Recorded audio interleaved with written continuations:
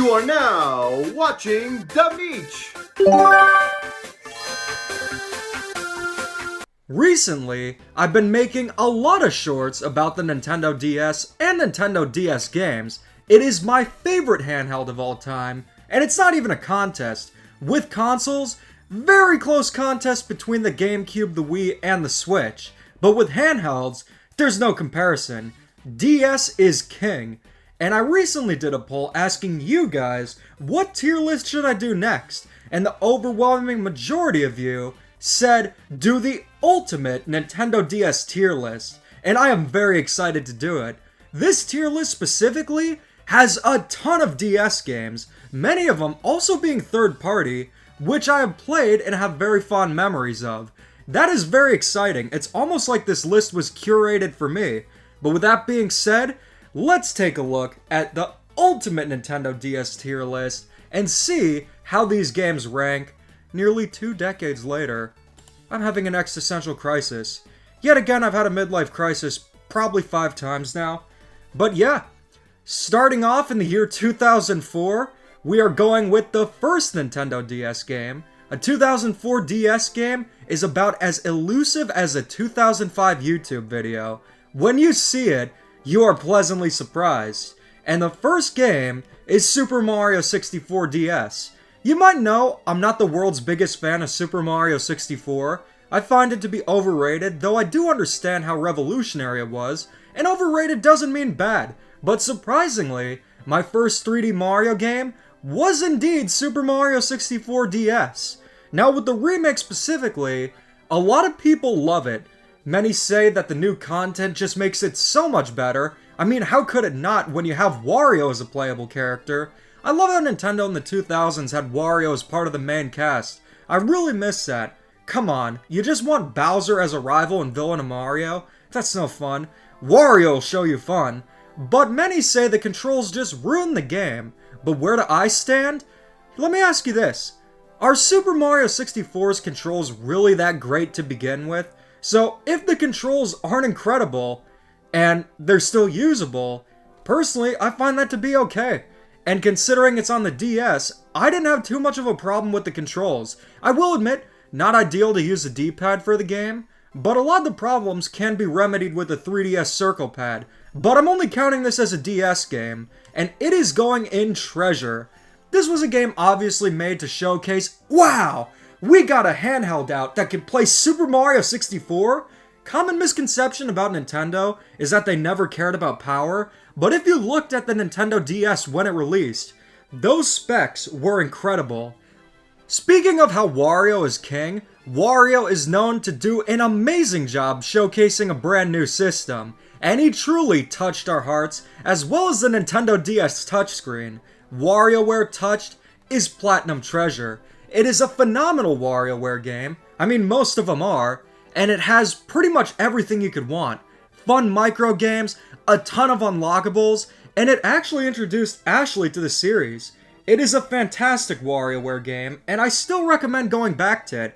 However, it's not even the best WarioWare on the DS if you can believe it, and that goes to show just how good the DS era was. I mean, man, nearly everything about it is near perfection. I don't think any games are going to go into the trash category.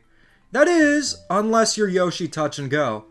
Ugh, this is a game I just could not get into.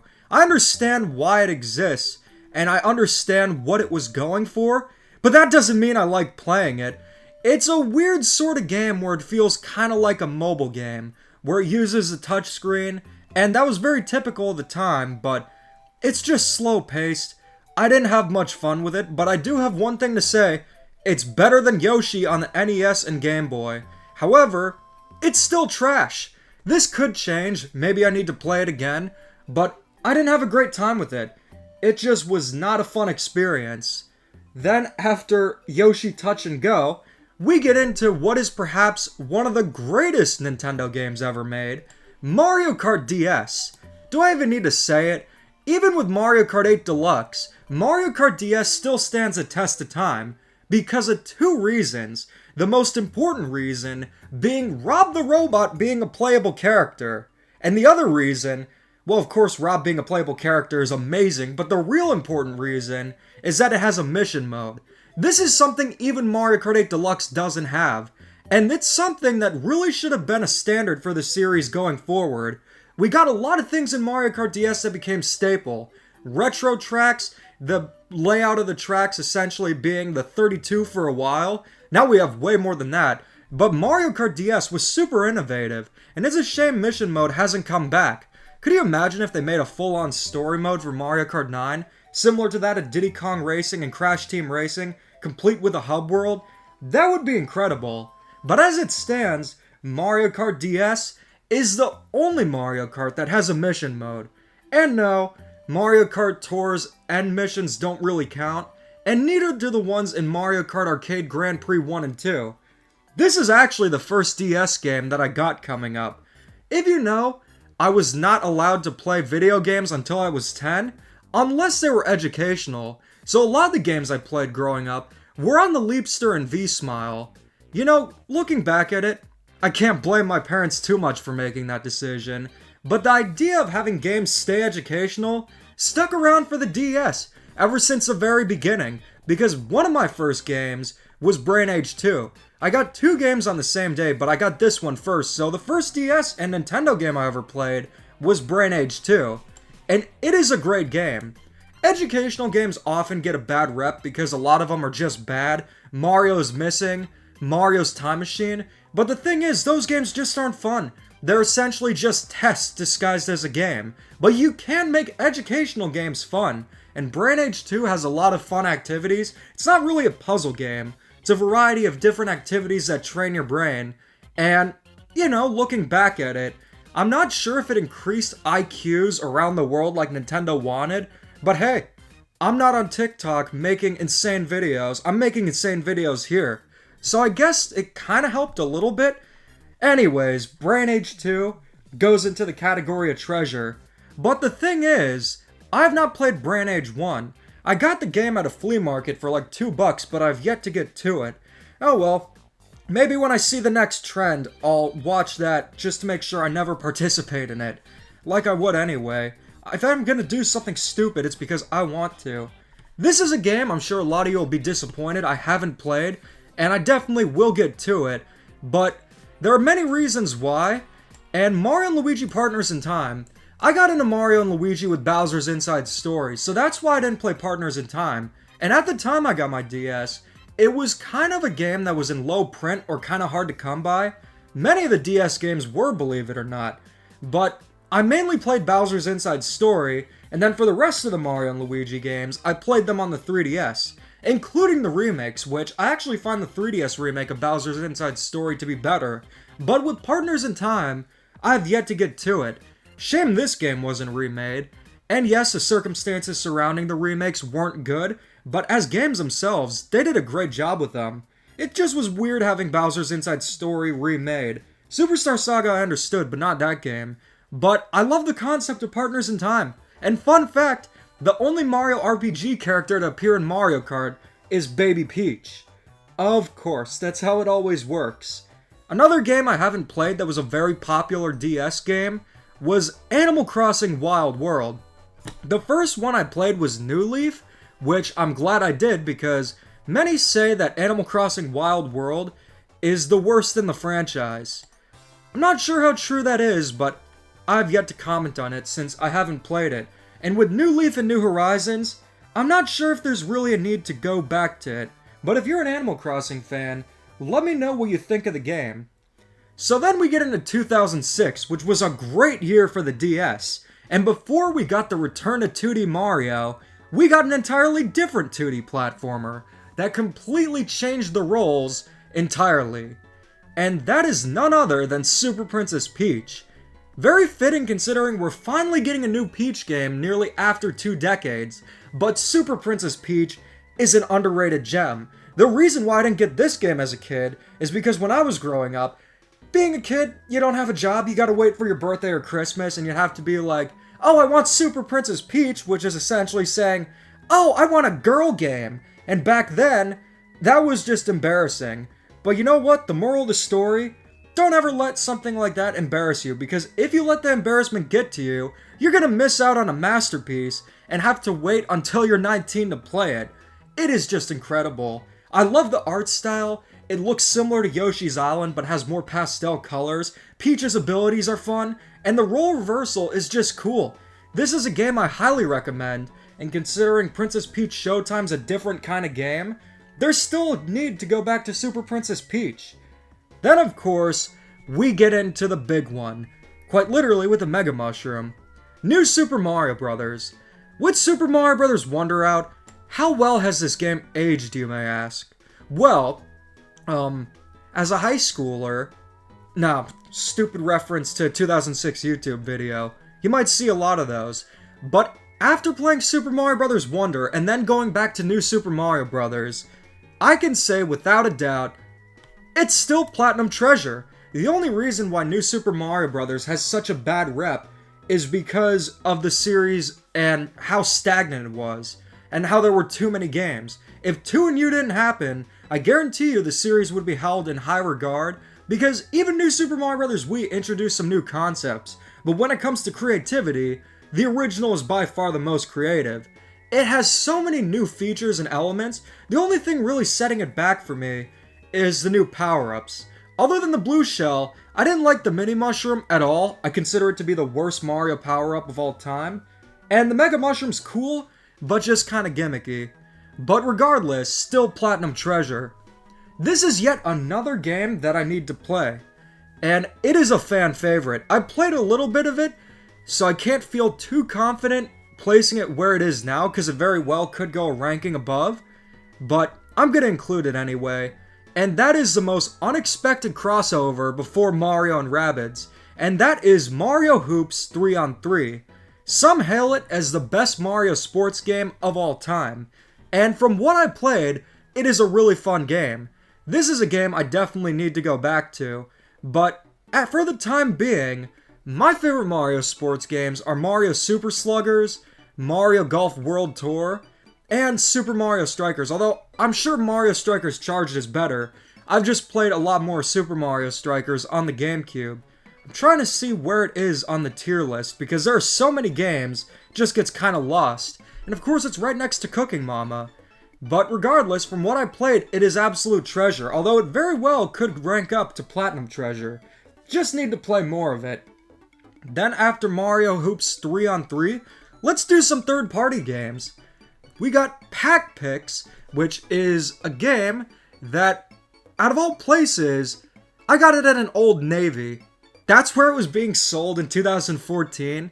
Just the novelty of that alone is hilarious. But is it a good game? Yes, it's actually a pretty good time. It's a game that fully utilizes the DS touchscreen. You draw Pac-Man to clear obstacles and take out enemies. The only problem is that the touchscreen drawing isn't always accurate, but it's overall a pretty fun time. When it comes to touchscreen DS games, WarioWare Touched is the best example of it for now. Pack Picks is also another good time. Stay away from Yoshi Touch and Go. It is Yoshi Touch and No Go. After that, we get into a Kirby game, being Kirby Squeak Squad. This is an interesting game because it's often considered to be the weakest Kirby game. That and Star Allies. I feel with this game, it wasn't as much of a debate. Many just love Star Allies, others like myself hate it. But with Kirby Squeak Squad, it's a great game. I will admit it's not the most impressive graphically, although I do find its art style charming, and I adore the rodent theme. It's just adorable. But the thing is, there are better Kirby games out there, especially the Return to Dreamland games, 3 of them being Return to Dreamland, Triple Deluxe, and Planet Robobot, and of course the remake. But it's still a great time, and definitely a solid Kirby game. Though not the most innovative or memorable. Although I will say, having the ability to combine abilities is cool, and I also love Beast Kirby. Hoo boy! This is a game that would probably get the ranking below trash. Based on the comments that I've seen, and based on the reception that it gets, this is not a game that seems to be any good. But unfortunately, or fortunately, depending on whether or not you like to see me suffer through games, or actually like my sanity, oh wait, I have none, Star Fox Command. I heard horrible things about this game, and I'm intrigued to check it out. And I did dabble into a little bit of it, but I couldn't really understand the controls, so I have to put it really in haven't played, but if I played it, I'm sure that it would be quite a discussion based on comments I've seen about it. Not good things, but from what I can gather, that is the worst Nintendo DS game. But, another thing, moving on to some good games, Clubhouse Games on the Switch is the game that people always recommend I play that released in 2020. Not Xenoblade Chronicles Definitive Edition, Clubhouse Games. I'm joking, it's Xenoblade, as always. That's another game I need to get to. But Clubhouse Games, I played the one on DS, did not play the one on Switch. It's a product of its time. It's a nice collection of board games, utilizes the DS's touchscreen and features. The only thing I don't like about it is that it feels a bit generic. It doesn't have that Nintendo charm to it, but it's still a pretty good time. You know what does have that Nintendo charm while also being an absolute classic? Tetris DS. One of the greatest versions of Tetris of all time. The thing is, nowadays, many of us are just sick of NES nostalgia and pandering, but when it comes to Tetris DS, they did a phenomenal job making it a complete homage to the NES era, while also making it feel fresh. The NES theme really gives it its own identity, and it is one of the best versions of Tetris that you can play. And not only does it have the great theming, but there are so many different fun modes. It's just a phenomenal game. Only problem is that it had a low print run. I never found the game growing up. I wanted to play it. I had to get it on eBay many years later, but I'm so happy that I did. If anything, emulate or get an R4 card, because you do not want to miss out on this masterpiece. You do want to miss out on this masterpiece of crap, which is, funnily enough, Wario Master of Disguise. Not a good game. It's not like Wario Land. I like the concept for it, but something about it, just the pacing and the control, I just could not get into. Maybe if I played more of it, I would have stronger opinions about it, more positive or negative, but as it stands, it's not good. I'd rather just play Wario Land 4, or hell, even Wario Land Shake It. Unfortunately, not a great Wario game. And, you know, considering we haven't had a new Wario Land since Shake It on the Wii, kinda burns that we have a Wario game that's a dud, although it's a completely different thing. But fortunately, we got an interesting game coming up next. Mario vs. Donkey Kong 2, March of the Minis, also known as Mario vs. Donkey Kong 2, Tanabe's Touch. This is when they started to fully utilize the Minis gameplay. This has a similar problem to New Super Mario Bros., where a lot of people just found it to be stagnant because it went on for way too long, too many games used it. The only ones that really felt different were Mario and Donkey Kong, Minis on the Move on the 3DS, and Mini Mario and Friends Amiibo Challenge, which had distinct gimmicks separating them. But as it stands, still a pretty good time. It's different from the other ones because others have automated minis, but in this one, you control them directly, and it has power-ups, it has cool things, but I played the other Mario vs. Donkey Kong games on the DS much more than this one, but regardless, it's still a pretty good time. This is a game that's quite conflicting because considering what it is, you would expect it to be on the tier of Mario Kart DS, but this is a game that fully defines poorly utilizing a gimmick. It is just a game that could have been great, but unfortunately is tarnished. And what more fitting of a category than tarnished bronze? And that goes to Diddy Kong Racing DS. It has stupid gimmicks that just ruin the controls, and unlike Super Mario 64, you don't need an analog stick for a racing game. It makes it better, but look at Mario Kart DS. Controls with a D-pad? Perfect. But their stupid touchscreen gimmicks, it removed the rare characters, which I'm not going to take points off for that, but you're better off playing the original on the Nintendo 64. And they also toned down Taj's voice. Nowhere near as charming. In the original, he was so enthusiastic, but in this one, he's like, man, why am I in a game where you need to use a touchscreen to steer and accelerate? I hate my life. And then he never appeared in a game ever again. and that is the story of Diddy Kong Racing DS. There is another DS game that I feel like utilizes a gimmick in a wrong way, but this one I found way more enjoyable. I just wish it was better considering what it's a sequel to, but surprisingly, it's still treasure. Yoshi's Island DS, the only thing I don't like about it are the dual screens, but everything else about it, it's great. I like most of the levels, I just don't like the vertical layout, it's just weird. I wish they just went for a single screen experience. The backgrounds are very nice, great presentation.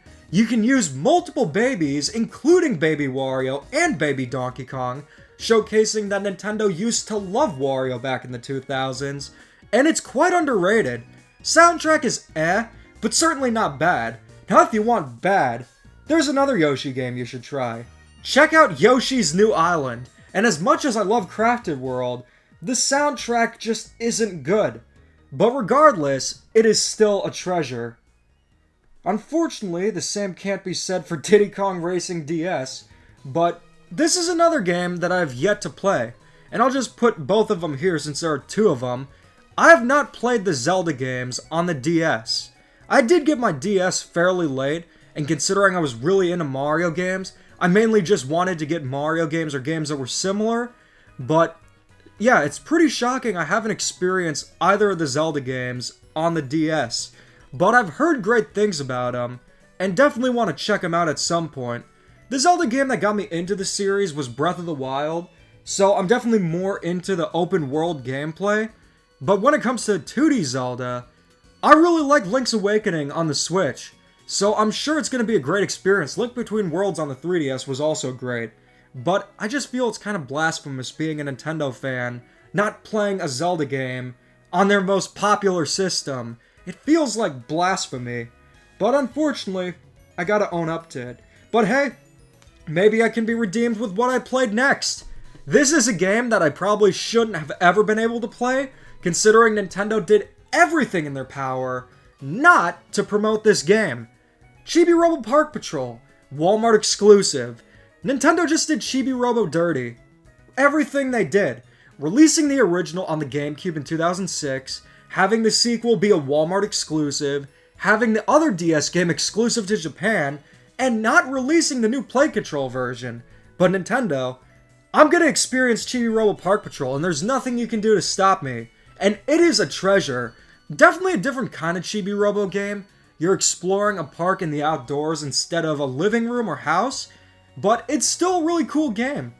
Yet again, has some touchscreen gimmicks, which I'm not always the biggest fan of, but they're not too bad, but I didn't find them to be that intuitive, but it's a great Chibi Robo game.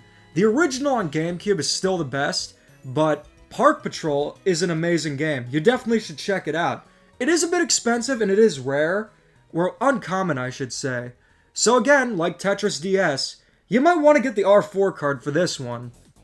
Now this is going to be an interesting category, because I played a version of the game, and you could probably tell we're getting into Pokemon now. I have not played the original Diamond and Pearl, so I'm just going to put them in haven't played, but just some side notes. From what I've heard, they're the weakest Pokemon games before any of the Switch games.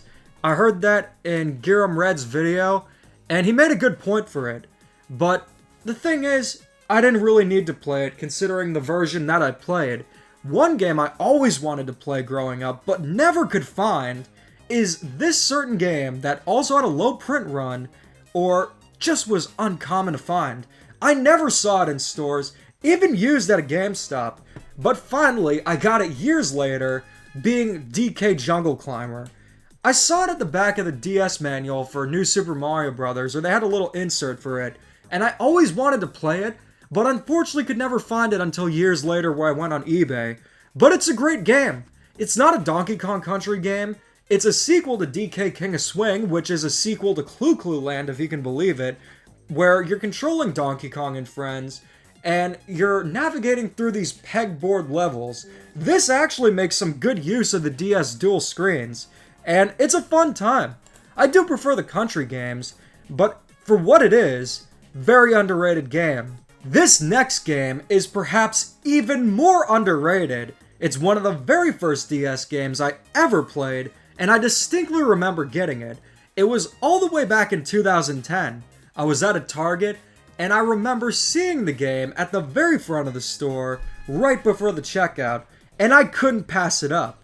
And funnily enough, it's based on what many consider to be one of the worst SpongeBob episodes of all time, that being Atlantis SquarePantis. Before getting into the game itself, I did want to talk about Atlantis SquarePantis as a TV movie. It's nowhere near as bad as everyone claimed it was. I'm even guilty of it. It just felt like the bandwagon thing to do. Oh, it's the worst SpongeBob episode. But really looking back, it's okay at best, but it's not as bad as it is weird. You have Atlantis, but it's an alien society run by blue meanies. Not to mention the patchy segments with the nightmare real-life SpongeBob. It is just such a weird episode, but not entirely bad. And the whole thing is just a weird sort of Willy Wonka ripoff. Regardless, I don't think it's that bad of a TV movie. Definitely better than Sponge on the Run, which was a theatrical movie. Kind of. But if anything, if it was the worst SpongeBob episode of all time, something good would have come out of it. Because the Atlantis SquarePantis video game is just incredible. It's a great 3D platformer for the DS, so definitely more linear structured, and you get to play as multiple different characters. It's a really cool game. It's not perfect. It still has some of the pitfalls of licensed games with mechanics and just concepts not always being thought out the best, sometimes with switching characters, but it's an underrated gem, and I highly recommend you check it out. But that is very far from the last of our SpongeBob games, because a SpongeBob game is the reason why I got a Nintendo DS. You guys remember when Billy said "all tell" and got me suspended? Well, he also said that Mario Party DS kinda sucks. So it's obvious that that guy knew what he was talking about. He was a snitch and had bad taste, just like Tekashi69. But Mario Party DS was the first Mario Party game I ever got, or ever played. And considering that handheld systems aren't always the best platform for Mario Party, yeah, a great platform for a party game, you would think that it would have faltered. But surprisingly, Mario Party DS is a damn good Mario Party game, not even counting it as a handheld Mario Party. It has great boards, it has great minigames, even the multiplayer is fun. It's not something that's as doable as it was in the 2000s where everyone had a DS with them. You only needed one card and download play to play it, which, surprisingly with DS multiplayer, it was pretty seamless. With a lot of handheld systems, you'd have things like link cables, but download play was just incredible. I wish the Switch took advantage of it, but unfortunately it doesn't. And a lot of 3DS games required you to have two of the same game cart, which was nowhere near as intuitive or convenient. But Mario Party DS is an absolute treasure. I prefer console Mario Party games. My favorite one is Mario Party Superstars. Although to be fair with you, I'm not as big into Mario Party as I am with other Mario series like the platformers and Mario Kart. But it's a great game, and it still holds up quite well. And it's the last game that Hudson Soft made, so rest in paradise. Took nearly a decade to get a good Mario Party, but considering what Superstars is, it just goes to show that if you can't beat Hudson, join him. Or ND Cube's just incompetent. Now we're on to 2008. Believe it or not, after looking at this list, 2008 was a rather weak year. There weren't a lot of first-party games from Nintendo that year, which is quite surprising considering that the Nintendo DS is their most popular system even to this date, and especially at the time, you would expect them to go all out. But hey, every Nintendo system has at least one or two weak years. I mean, just look at 2018 for the Nintendo Switch. But there still were a few of them, and the first one we'll be looking at is Mario and Sonic at the Olympic Games. This was the very first out of the Mario and Sonic games, and I haven't played it. I did play the one on the Wii, but I didn't find it to be that good. That's not saying Mario and Sonic games were bad, because the other two following it were really good games. And I'll even say that Tokyo 2020 had its moments, but I've yet to play it. But I wasn't a huge fan of the first Mario and Sonic on the Wii, so I'm not sure how I'd feel about this one. But, you know, the thing is, I think it's about time we get a legitimate Mario and Sonic crossover. Because the Olympic Games nowadays, They made sense then, but they gotta try doing something new. Mario and Rabbids can have crossovers that are not just good, but incredible. So why can't we get something similar for Mario and Sonic? This is a game you might be very surprised I've played, but just the novelty of it alone instantly made me want to get it. A Club Nintendo exclusive game, being Game & Watch Collection. This is a collection of 3 Game & Watch games, being Donkey Kong, Oil Panic, and Greenhouse. And for what it does, it's great. The emulation of these Game & Watch games is just incredible. It's near perfection.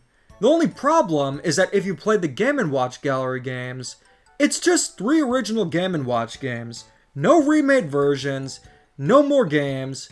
It's literally just the 3 games. So, for what it is, not really saying it's a Game & Watch Gallery game or comparing it to that series too much, it does a good job doing what it needs to do, and if it were an actual Game & Watch Gallery 5, but tied to Club Nintendo, that wouldn't just disappoint or annoy me. Now that would piss me off, because the Game & Watch Gallery series is incredible.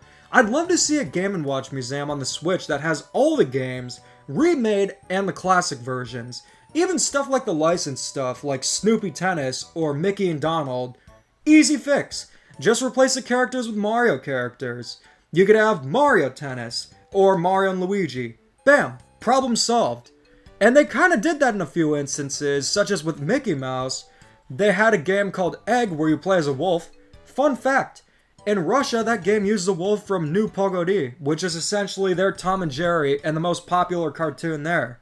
Well, besides Masha and the Bear.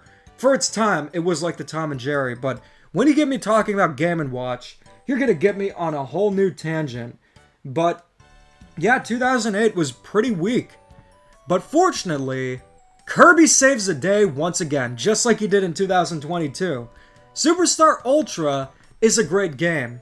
It's a remake of the one on Super Nintendo, complete with new content, improvements, pretty much exactly what you'd want from a remake, and it's portable. And it has holographic box art letting you know you're in for something truly special. Although to be fair, I'm not as into Kirby Superstar as most Kirby fans are. Very similar to my thoughts on Super Mario 64, but what can I say? I'm just a Robobot man. Nintendo's output for that year was kinda weak. But the good news is, 2008 had a game that's very important to me, and it's why I started gaming in the first place. This is a game that made me want to get a DS. It combined 2 of my favorite things, drawing and SpongeBob. And Drawn to Life SpongeBob Edition is still a great game. It's a 2D platformer where you draw your own character, you draw enemies, you draw power-ups. It is a really cool game, definitely utilizes a DS touchscreen well, and it's also based on the classic episode Frankendoodle. It's not exactly the best 2D platformer, it definitely has that THQ vibe to it, but still, the concept, the fact that it's based on Frankendoodle, and my overall experience with it, what else can I call it besides treasure? Well, Platinum Treasure, but hey, I'm trying to be a bit objective here. But fortunately, 2009 was quite a major year for the DS. We got a brand new revision being the Nintendo DSi, which also led to DSiWare. And I think it'd be fun to start off with the DSiWare, considering that quite a few DSiWare games released that year. And the thing with them is that they could only be played on the DSi and they were download only.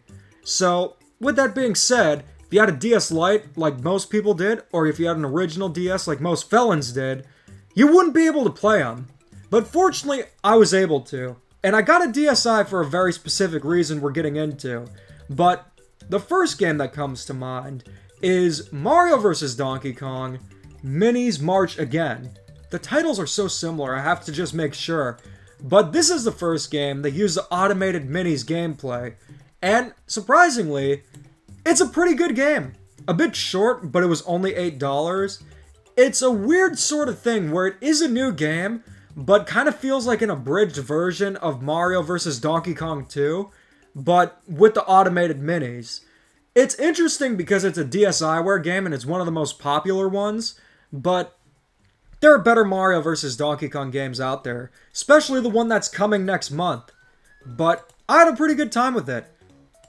I was gonna move on to Dr. Mario Express, but I can't see it anywhere on this list. So until it shows up, we're gonna use Puyo Puyo, which I actually haven't played that one on the DS, as its placeholder. It's just Dr. Mario, but without the features of Online RX. So, it's a $5 game, but I wish there was more to it. For what it does a pretty good job, but I don't feel too bad calling Dr. Mario Express Tarnished Bronze. I was gonna say Puyo Puyo because I was getting confused, but yeah, I don't see it listed anywhere here. But I did want to bring it up.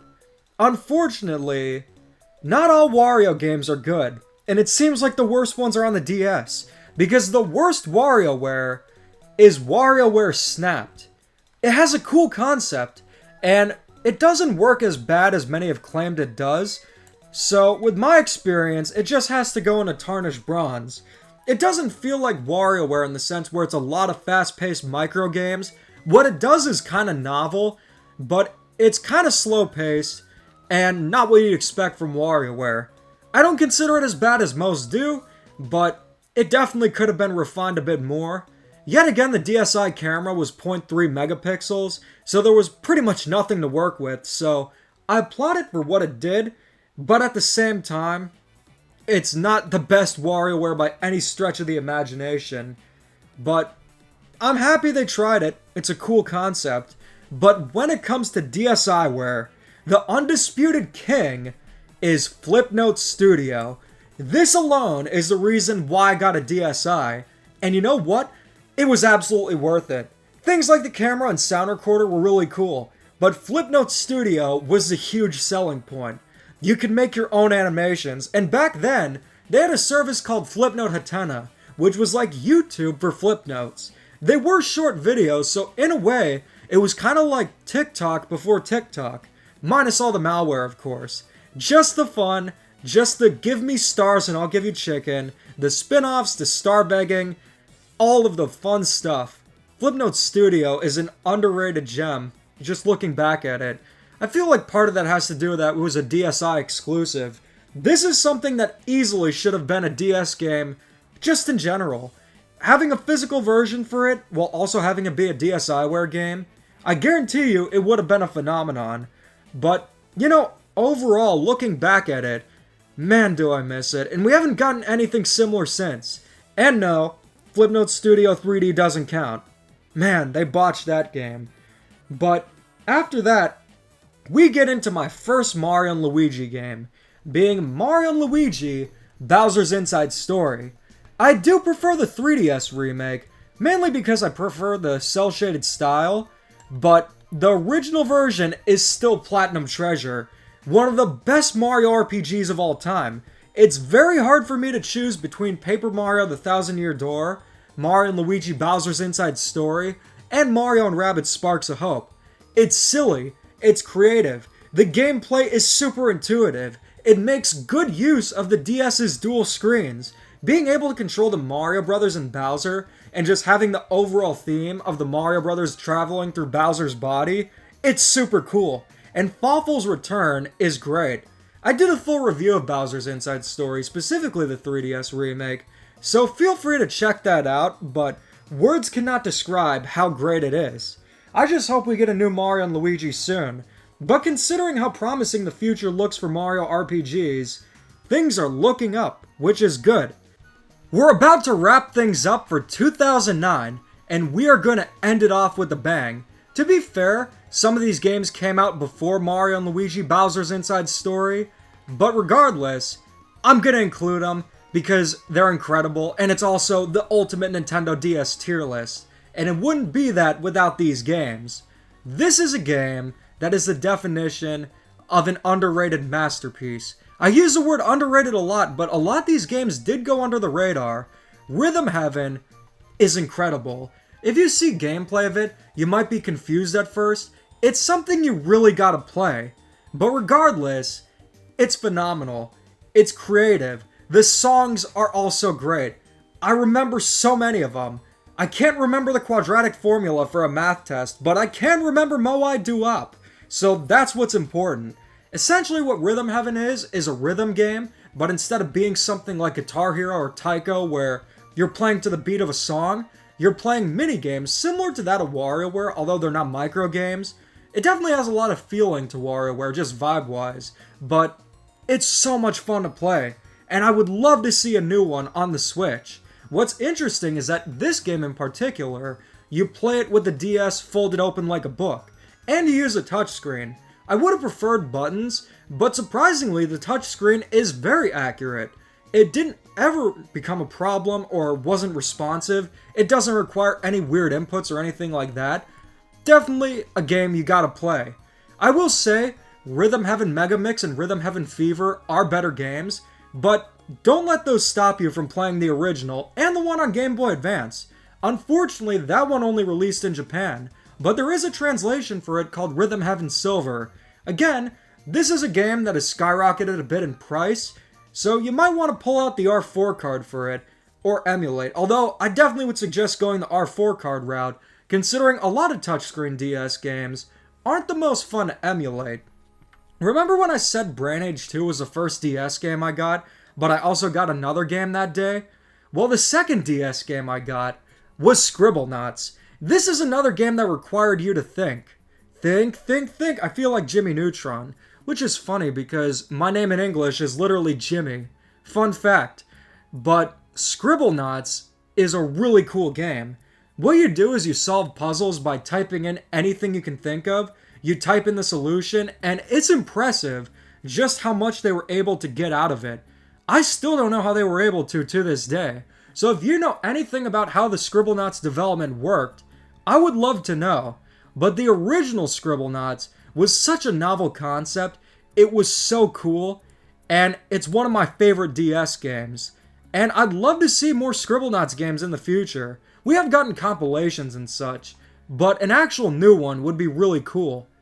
I'm not seeing the original Scribblenauts on this tier list, but I am seeing the sequel, Super Scribblenauts, which is even better. It's everything that Scribblenauts had, including adjectives, so you can literally type in anything to your imagination's content. You could type in flying red raptor, you could type in fast floating unicorn, pretty much anything since you can include adjectives. And just coming up with new creations and solving puzzles using them. I don't even know how they managed to include all the adjectives. That was more impressive than even what Scribblenauts had going for it. It's gotta be one of the most impressive games of all time. Type the solution and it appears on screen. And you can use multiple solutions as well. And it even has memes. If you type in Ouija, you actually get a plumber. Very cool. Very cool seeing that. I wonder if there's a puzzle where you need to solve an electrical outage and you have to unplug a toaster, because you know what they say, all toasters toast toast. To end off 2009 with a bang, we are ending with the best Nintendo DS game released that year, and I couldn't think of a more fitting game to go into the category of Platinum Treasure. I didn't play Diamond and Pearl, but I did play Pokemon Platinum. What a phenomenal game. It's a great Pokemon experience on its own, but it includes so many quality of life improvements, and you have the World of Distortion, which goes to show some of the power of the DS. If you look at Diamond and Pearl, there's a lot of it where you think, oh, why couldn't this just run on the Game Boy Advance? But they took that to heart and showcased what the DS was capable of. Really cool stuff. And you know what's funny? It gets even better than that when it comes to Pokemon on the DS. This is the reverse Switch era. This is not the Dark Age. These are the golden years. So 2009 was a pretty great year for the DS. But then we get into a very important year, which is 2010. This is the year where I fully experienced the DS and started playing Mario games, which is quite significant considering that years later I would go on to make videos about my favorite game series of all time, and it's just been incredible. But 2010 was also monumental because it was the last year for the Nintendo DS before the 3DS, but surprisingly enough, you had quite a few games released this year that were pretty ambitious and quite large. And it's interesting seeing how Nintendo's last years are. Sometimes they're as barren as 2006 was for the GameCube, but other times, they're just incredible. So starting off, we have the best WarioWare on the DS, being WarioWare DIY. This is one of the greatest creation tools Nintendo has ever made. You get to make your own micro games, and at the time, I did find it to be a little bit complex, but once I actually followed the tutorials and didn't rush through them, I got the hang of it pretty quickly, and you can make pretty much any micro game to your desire. Not only that, you can also make music and comics. There is just so much to WarioWare DIY, and it's a real shame that we haven't gotten anything similar since then. It has so many customization features, it's more intuitive than even Super Mario Maker, and I'd love to see a game either similar to it, or having a DIY mode in a new WarioWare game. That would be awesome, but at the end, even if the game was horrible, still deserves Platinum Treasure simply because of Jimmy T's Body Rock. One of the best songs, you gotta love it. Even T&D said to me, "You only like it because of Jimmy T's stage." Hey, if that was the only reason, wouldn't that be valid? But regardless, this is one of the best creative games Nintendo has ever made, and it's a game I sunk hundreds of hours into. And you could even download micro games from Nintendo Wi-Fi that others have made, though unfortunately that's no longer possible now. What's also really cool is that there was a WiiWare game called WarioWare DIY Showcase, where you could showcase your favorite WarioWare DIY micro games on the big screen. And what's cool about it is that it also had additional stages, one based on 18 volt, and Soshi, if you're watching this, Mr. D-Bag always comes to mind when I think of 18 volt. Technically, you could make a micro game where you make 18 volt Mr. D-Bag. Do do do do do do do do do do do do do do. Oh man, early 2010s YouTube was something else. Not as unhinged as 2000s YouTube, especially with Bob and Orlando, but at the same time, I do miss it. Good to see your favorite Martian is back. That is good. And Annoying Orange, although he's been around, he's doing Skibidi Toilet now, so I consider your favorite Martian to win. I consider that an L. You know what I don't consider an L? The best Pokemon games of all time. The best Pokemon games of all time still go to Pokemon Heart Gold and Soul Silver. And for good reason. It's a remake of Gold and Silver, which are some of the greatest Pokemon games, mainly because they have 2 regions, have a ton of content, and are just overall great games. But the remakes are even better. Quality of life improvements. Pokemon can follow you. You can catch pretty much all the legendaries at the time. And unlike now, you can use every Pokemon up to Generation 4. It is just an incredible experience. I don't think it just being talked about in a tier list does it complete justice. But that is a game I definitely want to do a Trash or Treasure episode on. I've talked a lot about bad Pokemon games, but I think it'd be a nice change of pace seeing me praising them. Because Gold, Heart Gold, and Soul Silver are the best Pokemon games even to this date. Sure, they don't have some of the quality of life remakes that the modern games do, but the trade-off with everything else, it is still the best. And it's not even much of a contest, but you will see that the Nintendo DS Pokemon games, even other ones, really give Heart Gold and Soul Silver some fierce competition. Very similar to the original, I did not play Mario and Sonic at the Winter Olympic Games on the DS, but I didn't really play the one on the Wii either. But I've heard great things about it. I played a little bit of it. The one I really played was London 2012. Please show your support for the London 2012 Olympics that are taking place right now in Canada. But, you know, it's more the same thing. I'd kind of know what to expect. If I find it sometime, cool, but either of these 2 games, I'm not too eager to go back to play them. Mainly because, I mean, they just feel like products of their time. But a Sonic game on the DS you definitely should check out is Sonic Colors. This is a really good game. It's a great 2D Sonic game. It's not like Sonic Colors on the Wii, which is 3D and 2D. It's solely a 2D game. And I didn't play the Sonic Rush games or the Sonic Advance games, but from what I've heard, it's very similar to those, and it's a pretty fun time. I like the level themes, the controls are great, soundtrack's also great, and just like Kirby Superstar Ultra, it comes in a holographic case. so you know you're getting something at least good. This is another game, I forgot to include it originally, but Legendary Starfy, or is it Legend of Starfy? The Legend of Starfy, yeah. I didn't play much of it, but it was also developed by Toze, who made Super Princess Peach. Underrated game. That is one I need to play more of.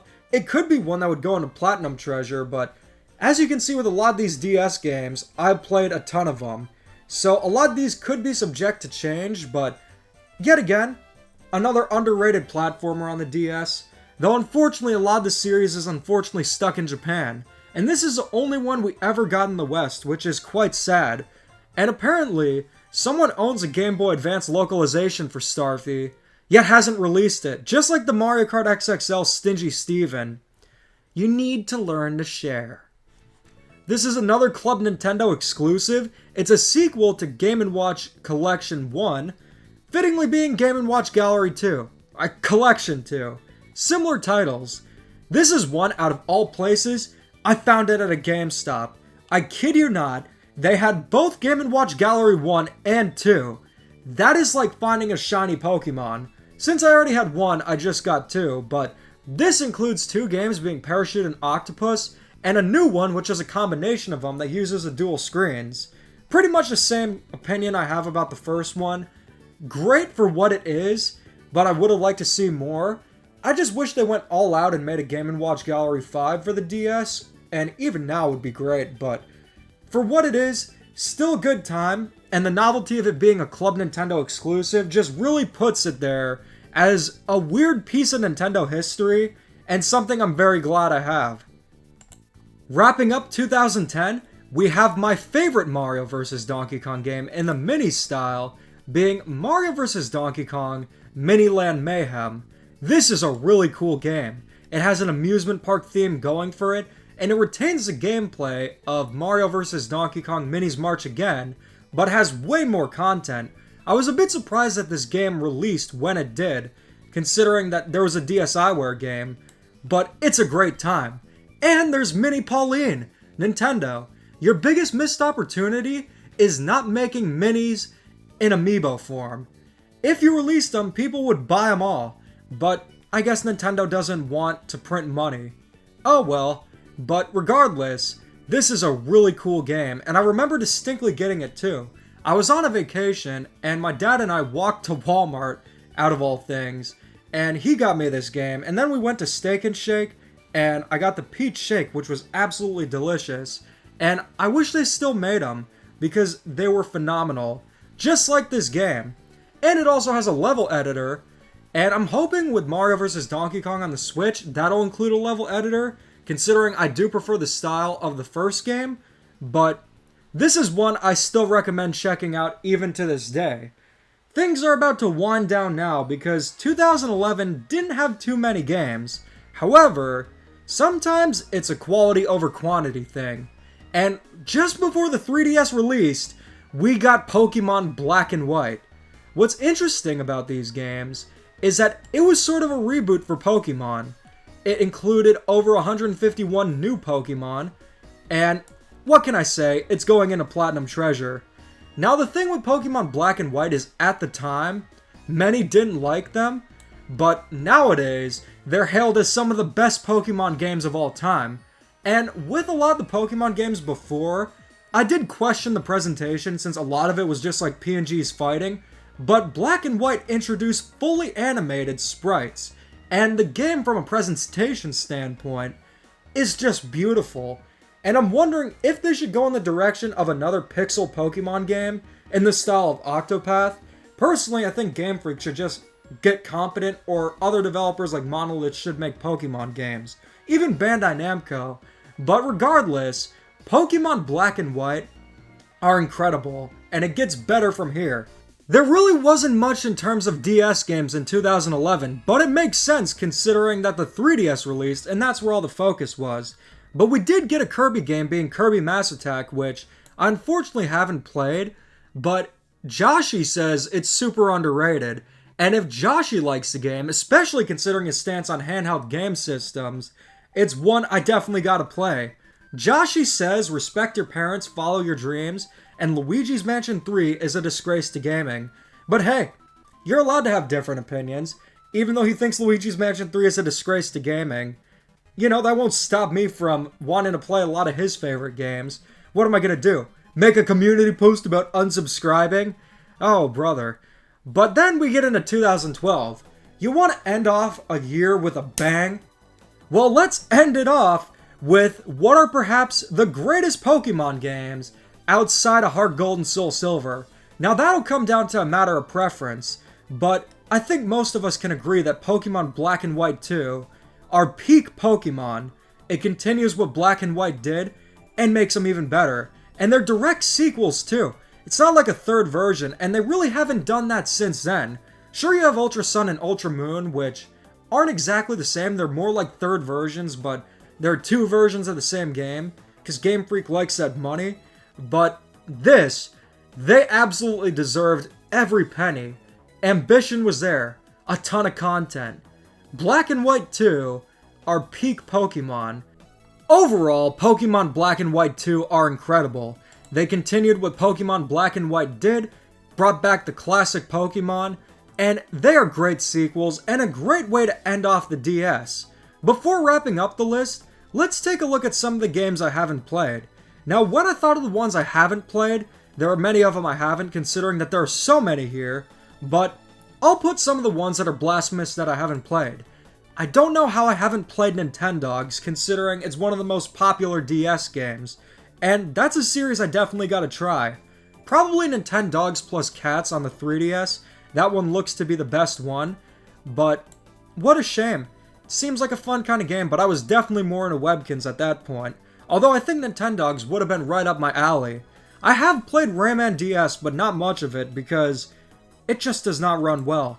It just feels like another game that's, hey, DS has amazing specs, let's put Rayman 2 on the DS. The better version of Rayman 2 is Rayman 3D on the 3DS. You're better off playing that one, there's no reason to go back to Rayman DS. But overall, looking at a lot of the games I haven't played, many of them were either Japan exclusive, or just kind of shovelware like Cooking Mama, although this one didn't mind for cryptocurrency, so it's got points for that. And that is the ultimate Nintendo DS tier list. As you can see, most of these games ended up in Platinum Treasure. If they didn't end up in Platinum Treasure, they ended up in Treasure. Some ended up in Silver Treasure and Tarnished Bronze, but regardless, those are still good, or at least have some good aspects to them. Only 2 DS games I considered to be trash, and the ones I haven't played, a lot of those are just games that are Japan exclusive, or unfortunately I missed out on. But overall, there's a reason why the Nintendo DS is my favorite handheld. It truly was an era that's unmatched. I think Nintendo's doing great in the Switch era, especially with how last year was, even with the few hiccups. But the DS era and the Wii era, there's just something about its charm, and the games released then, that simply can't be matched even to this day. I'm not saying that all DS games are better than what Nintendo's currently releasing, because a lot of the Switch games are the best in their respective series.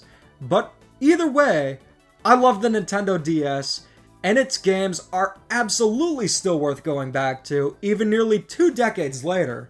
And I'd love to know what your favorite DS games are. I'd also love to know what your least favorite ones are. Did you agree with this list? Anyways, let me know in the comments, and as always, keep calm and da-da on.